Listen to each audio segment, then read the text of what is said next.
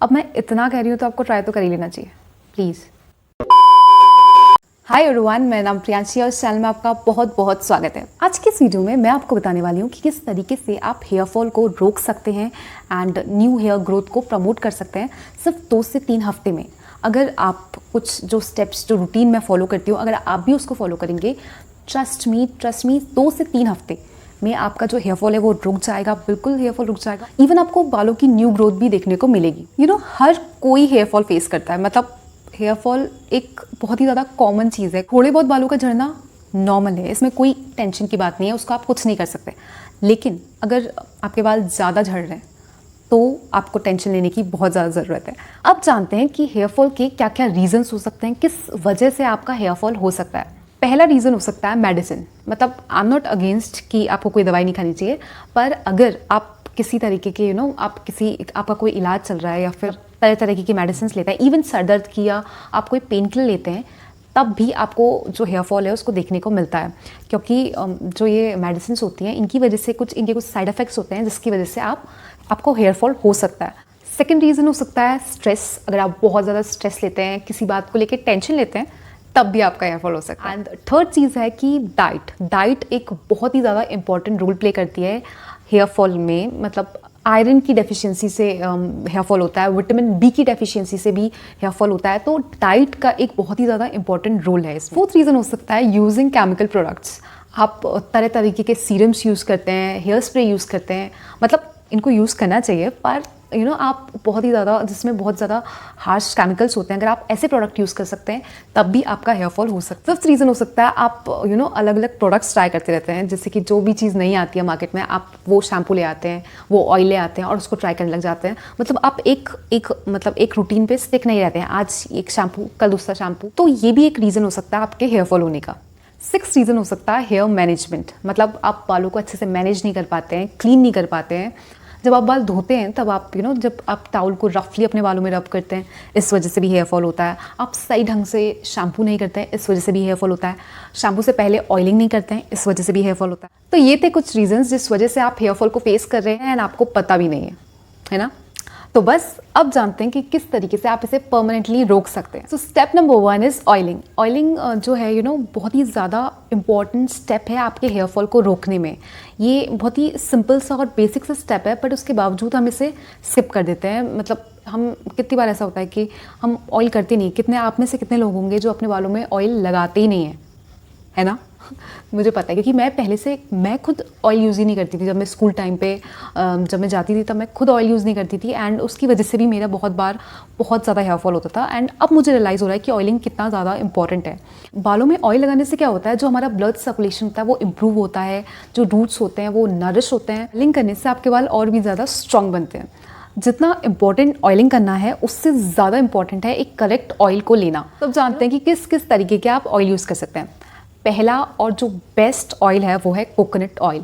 मतलब ये बहुत ही ज़्यादा अच्छा ऑयल है। हाँ, कोकोनट ऑयल के अलग अलग टाइप के आते हैं, आप ट्राई करें कि आप प्योर वाला लें, प्योर वाला जो अनरिफाइंड होता है। बिकॉज प्योर वाला जो होता है वो काफ़ी ज़्यादा, मतलब उसमें कोई साइड इफेक्ट नहीं होते, केमिकल फ्री होता है। कोकोनट ऑयल क्या करता है, आपकी हेयर ग्रोथ में हेल्प करता है, आपके बालों को नरिश करता है और बहुत ही ज़्यादा हेल्दी बनाता है, शाइनी बनाता है। सेकंड जो है वो है आलमंड ऑयल। आलमंड ऑयल भी काफ़ी ज़्यादा अच्छा होता है बालों के लिए। ये भी हेयर फॉल को काफ़ी हद तक रोकता है, मतलब बालों को नरिश करता है, हेयर ग्रोथ को प्रमोट करता है, काफ़ी ज़्यादा अच्छा है। पर कोकोनट ऑयल के कंपैरिजन में काफ़ी ज़्यादा कॉस्टली है। प्योर वाला आलमंड ऑयल जो प्योर वाला आता है वो काफ़ी ज़्यादा कॉस्टली है, इसलिए मुझे कोकोनट ऑयल ज़्यादा सही लगता है। इसके अलावा आप ऑलिव ऑयल भी यूज़ कर सकते हैं बालों के लिए, वो भी बहुत ज़्यादा अच्छा होता है। ये ध्यान दें, जब आप इस ऑयल को लगाएं तब आप उसको हल्का सा गर्म कर सकते हैं। मैं क्या करती हूँ, नॉर्मली जब मैं ऑयलिंग करने से पहले जो बॉटल होती है ऑयल की उसको बाहर रख देती हूँ धूप में, उसके बाद अप्लाई कर लेती हूँ, वो थोड़ा ईजियर पड़ जाता है। इसलिए आप चाहे तो गर्म भी कर सकते हैं, उसे कटोरे में रख के फिर भी गर्म कर सकते हैं। उससे क्या होता है, ये और भी ज़्यादा फ़ायदेमंद हो जाता है। इसको किस किस तरीके से लगाना है वो मैं आपको आगे बताऊंगी। अब चलते हैं स्टेप 2 की तरफ। अगला स्टेप है शैम्पू। शैम्पू का काम होता है आपके बालों को क्लीन करना, आपके स्कैल्प को क्लीन करना। तो इट्स इम्पॉर्टेंट, शैम्पू आप किस तरीके का लेते हैं वो ज़्यादा इम्पॉर्टेंट है। आप चाहे तो कोई भी शैम्पू यूज़ कर सकते हैं, कोई भी एंटी हेयर फॉल शैम्पू। ध्यान दें कि बिना ऑयल के कभी भी शैम्पू यूज़ ना करें। शैम्पू करने से पहले ऑयल ज़रूर लगाएं, क्योंकि जब हम शैम्पू मतलब बिना ऑयल के शैम्पू करते हैं तो क्या होता है, हमारे जो बाल होते हैं, जो स्कैल्प होता है, वो ड्राई हो जाता है। उस वजह से हेयर ब्रेकेज की वजह से भी हमारा हेयर फॉल होता है। और एक और चीज़, किसी को भी देख के, दूसरों को देख के कोई भी शैम्पू या ऑयल दूसरों के हिसाब से ना लें। हो सकता है कि जो दूसरों को सूट कर रहा है वो आपको सूट ना करे, और जो दूसरों को सूट ना कर रहा है वो आपके लिए जादू कर दे। मतलब जैसे आप यूनिक हैं, आपकी स्किन यूनिक है, आपके बाल यूनिक हैं, इसीलिए आपके प्रोडक्ट्स भी यूनिक हो सकते हैं। तो इसलिए दूसरों को देख के प्रोडक्ट्स ना लें। अब थर्ड स्टेप है कंडीशनर। कंडीशनर का हेयर फॉल से डायरेक्ट कोई लिंक नहीं है, पर क्योंकि हम जो कंडीशनर होता है उसको हम हेयर लेंथ्स में लगाते हैं। कंडीशनर क्या करता है, हमारी हेयर लेंथ्स को स्ट्रॉन्ग बनाता है and of course hair fall due to breakage को भी रोक देता है।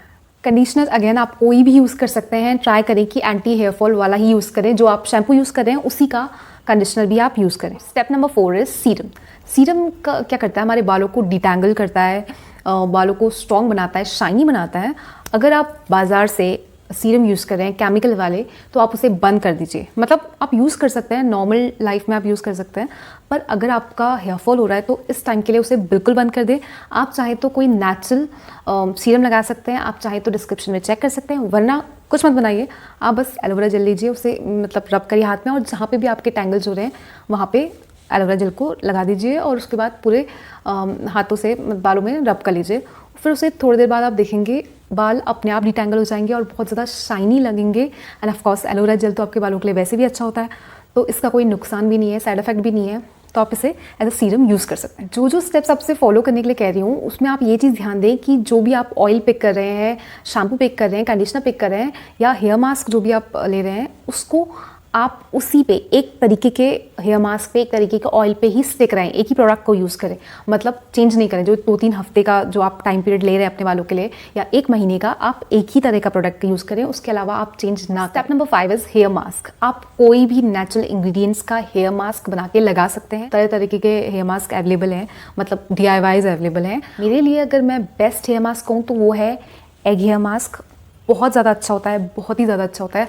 हेयर फॉल को भी रोक देता है, बालों को इतना ज़्यादा अच्छा बना देता है आपके बालों को, मतलब एग बहुत ही ज़्यादा अच्छा बना देता है। एग के फ़ायदे ऑफ कोर्स बालों के लिए बहुत ही ज़्यादा हैं। बस इसका साइड इफ़ेक्ट ये है कि इसकी जो स्मेल है उसको सहन करना बहुत मुश्किल है। अगर आप नॉन वेजिटेरियन हैं फिर तो शायद आपको इसे ट्राई करना ही चाहिए। अगर वेजिटेरियन भी हैं तो बालों के लिए तो आप ट्राई कर ही सकते हैं, मतलब बालों के लिए इतना तो कर ही सकते हैं। तो प्लीज़ प्लीज़ प्लीज़ इसे एक बार ज़रूर ट्राई करें, एग हेयर मास्क को। ये मतलब जादू कर सकता है आपके बालों के लिए। प्लीज़ अगर आप इसकी डिटेल वीडियो देखना चाहते हैं तो आप यहाँ पे लिंक पे क्लिक कर सकते हैं। अदरवाइज़ मतलब आपको क्या करना है, एक एग लेना है, उसमें एलोवेरा जेल डाल सकते हैं, या फिर कोकोनट ऑयल डाल सकते हैं, आलमंड ऑयल डाल सकते हैं, मिक्स करके बालों में अप्लाई कर लीजिए। उसके बाद वॉश कर लीजिए। 2-3 घंटे बाद आप देखेंगे कि मतलब आप बिल्कुल शॉक्ड हो जाएंगे। आपके बाल को देख के इतने शाइन लगेंगे, इतने स्मूथ लगेंगे, और मतलब बहुत ज़्यादा अच्छे लगेंगे। एग ना आपके हेयर फॉल को तो कम करेगा ही साथ आपकी जो हेयर ग्रोथ है उसे डबल कर देगा। लेकिन अगर आप किसी रीज़न से एग हेयर मास्क नहीं लगा सकते हैं तो आप उसकी जगह पे कर्ड और हनी का मास्क लगा सकते हैं। कर्ड और करी लीव्स का हेयर मास्क लगा सकते हैं, वो भी बहुत ज़्यादा अच्छा होता है। मैंने खुद ट्राई करा है, मतलब ये चीज़ें मैंने खुद ट्राई करी हैं, इसलिए मुझे पता है। बाकी तो बहुत सारे हेयर मास्क हैं यूट्यूब पे, कहीं पे भी आप बहुत सारे DIYs देख सकते हैं, लेकिन मतलब मैंने ट्राई करा है तो मुझे ये बहुत ज़्यादा पसंद है, ये वाले मास्क, कर्ड का, एग का। लेकिन अगर बेस्ट की बात करूँ तो बेस्ट एग हेयर मास्क की है। अब मैं इतना कह रही हूँ तो आपको ट्राई तो कर ही लेना चाहिए प्लीज़। अब जान लेते हैं कि इनको कैसे कैसे यूज़ करना है, कब कब यूज़ करना है। देखिए, अगर आप लाइक आज मंडे है तो आपको क्या करना है, आज आपको ऑयलिंग करनी है अपने बालों की, सुबह आप करें। आप चाहें तो संडे को भी कर सकते हैं अगर आपको ओवरनाइट छोड़ना है तो, वरना मैं क्या करती हूँ नॉर्मली मंडे को लाइक अपने बालों को ऑयल लगाया अच्छे से, उसके बाद उसे 2 से 3 आवर्स तक रहने दिया। फिर उसके बाद मैं शैम्पू यूज़ करती हूँ, उसको शैम्पू करती हूँ अपने बालों में, कंडीशनर करती हूँ एंड सीरम में एलोवेरा जेल लगाती हूँ। उसके बाद मैं उसे ऐसे ही रहने देती हूँ। फिर उसके बाद मैं ट्यूसडे और वेडनेसडे 2 दिन छोड़ देती हूँ। नॉर्मली अगर आप लाइक ज़्यादा भी वॉश करते हैं ना, एक हफ्ते में ज़्यादा या एक दिन छोड़ के भी वॉश करते हैं, लेकिन हेयर फॉल के टाइम पे आपको क्या करना है, अपने वॉशेस को थोड़ा लिमिट कर दीजिए। बार बार वॉश करने से भी आपका हेयर फॉल हो सकता है। उसके बाद आपको करना है, थर्सडे को भी ऑयलिंग करनी है, अगेन वही स्टेप फॉलो करना है, ऑयलिंग करनी है, शैम्पू करना है एंड कंडीशनर एंड सीरम। फिर उसके बाद आपको लाइक अगेन 2 दिन का गैप लेना है, थर्सडे, फ्राइडे, सैटरडे का आप गैप ले सकते हैं। उसके बाद जो संडे को या सैटरडे को आपको क्या करना है, हेयर मास्क अप्लाई करना है। वीक में एक बार आपको हेयर मास्क अप्लाई करना है। अब जान लेते हैं कुछ टिप्स जो आपके काम आ सकते हैं हेयर फॉल को कंट्रोल करने के। नंबर 1, डाइट आपको अच्छी लेनी है, like you have to take green vegetables, dairy products, eggs, non veg. Number 2 is minimise your products. आप जो भी तरीके के प्रोडक्ट्स यूज़ करते हैं उनको मिनिमाइज कर दीजिए, कम यूज़ करिए। जब भी आपकी कोई हेयर प्रॉब्लम होती है तो हमें क्या करना चाहिए, अपने प्रोडक्ट्स को कम कर देना चाहिए, मिनिमाइज कर देना चाहिए। तरीके के प्रोडक्ट्स लगाने से क्या होता है, भले ही उनके अलग अलग हमें फ़ायदे हो रहे हो, लेकिन अगर हम 10 चीज़ें ले लेंगे तो उसकी वजह से हमें नुकसान भी हो सकता है। Tip number 3 is hydrate yourself. कम से कम 3 लीटर पानी आपको हर एक दिन पीना चाहिए, बिकॉज क्या होता है, मॉइस्चर की वजह से, लैक ऑफ मॉइस्चर की वजह से भी हेयर फॉल होता है, इसलिए हमेशा अपने आप को हाइड्रेट रखें। Tip number 4, reduce heat damage. Straightener, curler, blow dryer, इनका जो यूज़ है वो थोड़ा कम कर दीजिए। ट्राई करें कि आप ब्लो ड्राइंग की जगह एयर ड्राइंग पे ध्यान दें, आपको ज़्यादा फायदा होगा। होप आपको ये वीडियो समझ में आई होगी, एंड प्लीज़ आप जो मेरे बताए हुए स्टेप्स हैं उनको फॉलो करें। ट्रस्ट मी, आपको बहुत ही जल्द रिजल्ट देखने को मिलेंगे। Thanks for watching.